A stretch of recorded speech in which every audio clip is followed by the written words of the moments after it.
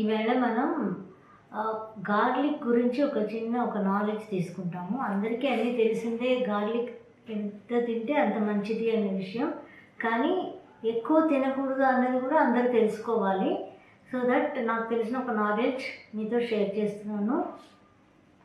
అంటే జనరల్గా ఏంటంటే ఫుడ్ యాజ్ ఏ మెడిసిన్ అన్నదే మన పల్స్ బ్యాలెన్సింగ్ ఒక కాన్సెప్ట్ అనమాట.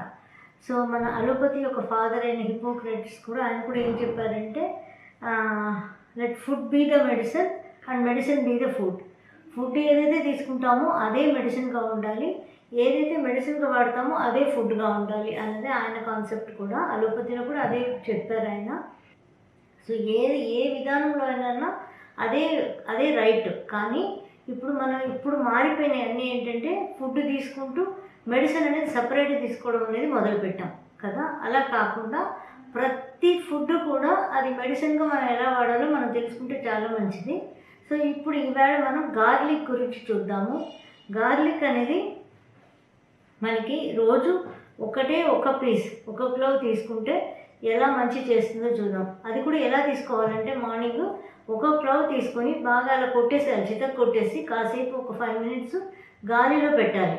గాలిలో మనం ఓపెన్గా పెట్టినప్పుడు ఏమవుతుందంటే దీనిలోని కెమికల్స్ గాలిలో కలిసి ఒక గుడ్ కెమికల్స్గా దానిలో ఫామ్ అవుతాయి. అందువల్ల అలా పెట్టేసేయాలి. తర్వాత మనం దాని నోట్లో వేసుకొని మన సలైవాతో కలిపి బాగా చేసి మింగాలి. ఇది ఒక్క క్లోవ్ తీసుకుంటే చాలు డైలీ. మంచి ఏమేమి జరుగుతాయంటే it is very good for heart అనమాట. ఎందుకంటే దీనిలో అలిసిన్ అనే ఒక కెమికల్ ఉంది. ఇది బాడీలోని నైట్రిక్ యాసిడ్తో కలిసి బ్లడ్ వెజల్ని ఎన్లార్జ్ చేస్తుంది అనమాట. అందువల్ల ఏంటంటే బీపీ మనకి తొందరగా తగ్గిపోవడానికి, నార్మల్ అవ్వడానికి చాలా యూస్ఫుల్ ఉంటుంది.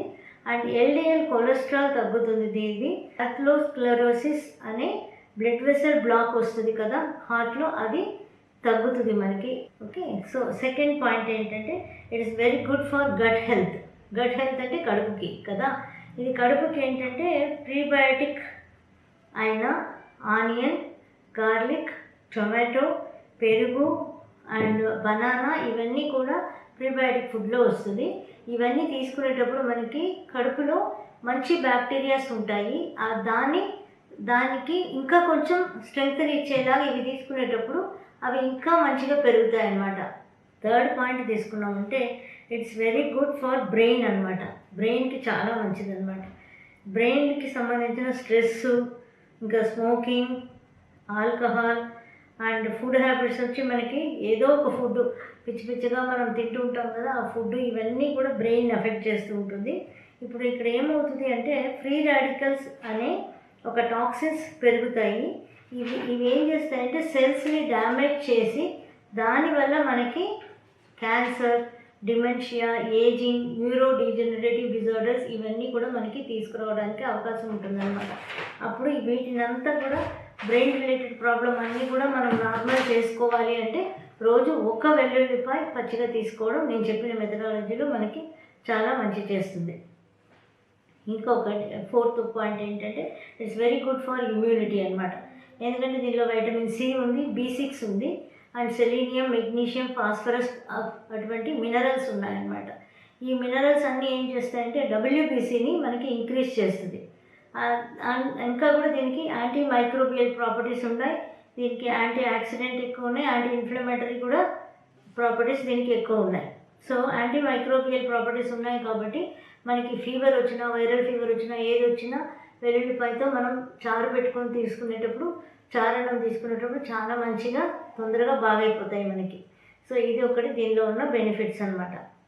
ఇంకా it controls the diabetic also, అంటే ఇన్సులిన్ రెసిస్టెన్స్ని తక్కువ చేస్తుంది ఇది. అండ్ మనకి షుగర్ లెవెల్ని మెయింటైన్ చేస్తుంది. And it purifies the blood and weight loss కూడా తీసుకొస్తుంది. ఇన్ఫర్టిలిటీకి మంచిది అండ్ బ్రెస్ట్ ఫీడింగ్ మదర్స్కి చాలా మంచిది. ఇంపార్టెన్స్ని కూడా క్లియర్ చేస్తుంది అనమాట. సో ఇలా ఇన్ని మంచి విషయాలు ఉన్నాయి ఒక్క రప్ప తీసుకుంటేనే. మళ్ళీ మనం ఎక్కువ తీసుకునేటప్పుడు దాని యొక్క సైడ్ ఎఫెక్ట్స్ కూడా చూద్దాం. ఇప్పుడు మనం వేలం వెల్లిలాగా ఏదైనా మంచిది అనుకుంటే చాలు రోజు అదే తీసుకోవడం. ఒక 10 వెల్లుల్లిపాయ రప్పలు తీసుకుంటే కానీ కాల్ చేసి తీసుకుంటారు, చాలామంది వేపేసి తీసుకుంటారు. ఎలా తీసుకున్నా వెళ్ళిపోయాయి కదా. అప్పుడు దానివల్ల ఒక 10 అలా పైన తీసుకునేటప్పుడు ఏం జరుగుతాయి అంటే, ఇప్పుడు దీన్ని కంటిన్యూగా తీసుకునేటప్పుడు ఏమవుతుంది అంటే బ్లడ్ క్లాట్స్ అవి కరిగిపోతాయి. కానీ బ్లడ్ థిన్నర్స్ వాడేవాళ్ళు ఇది వాడొద్దు. బ్లడ్ థిన్నర్స్ వాడుతూ ఇది కూడా వాడితే బ్లడ్ చాలా పలచబడిపోతుంది అనమాట. అండ్ సర్జరీకి ముందుగా ఒక వారం కానీ సర్జరీ తర్వాత ఒక 1 వీక్ కానీ తీసుకోవద్దు ఇది, ఎందుకంటే బ్లడ్ థిన్ అయిపోతుంది. ఇట్స్ బ్యాడ్ ఫర్ లివర్ కూడా చాలా బ్యాడ్ అయిపోతుంది ఎక్కువ తీసుకునేటప్పుడు. అండ్ గ్యాస్ట్రైటిస్ ఎక్కువ అవుతుంది, కడుపులో పుండ్లు వచ్చేస్తాయి, అల్సర్ ఫామ్ అవుతుంది, స్టమక్ అల్సర్ ఫామ్ అవుతుంది. అండ్ ప్రెగ్నెన్సీలో ఎక్కువగా తీసుకోవద్దు ఇది. ప్రెగ్నెన్సీలో ఎక్కువ తీసుకునేటప్పుడు అది కూడా మనకి సైడ్ ఎఫెక్ట్స్ తీసుకొస్తాయి. సో గుడ్ ఉంది, బ్యాడ్ ఉంది. సో దీనివల్ల మనం రోజు ఒక్కటి తీసుకుంటే చాలు, లేకపోతే మ్యాక్సిమం అయితే 2 తీసుకోవచ్చు. అంతేగాని మనం మంచిది అని చెప్పి ఎక్కువ తీసుకున్నప్పుడు ఇంత బ్యాడ్ కూడా ఉందన్నమాట. కాబట్టి జాగ్రత్తగా తీసుకోండి, జాగ్రత్తగా తీసుకుని దీని ఒక బెనిఫిట్స్ పొందండి. ఈ వీడియో కనుక మీకు నచ్చినట్టయితే లైక్ చేయండి, షేర్ చేయండి, కమెంట్ చేయండి, సబ్స్క్రైబ్ చేయండి అండ్ బెల్ ఐకాన్ ప్రెస్ చేసుకోండి so that you don't miss any of our videos.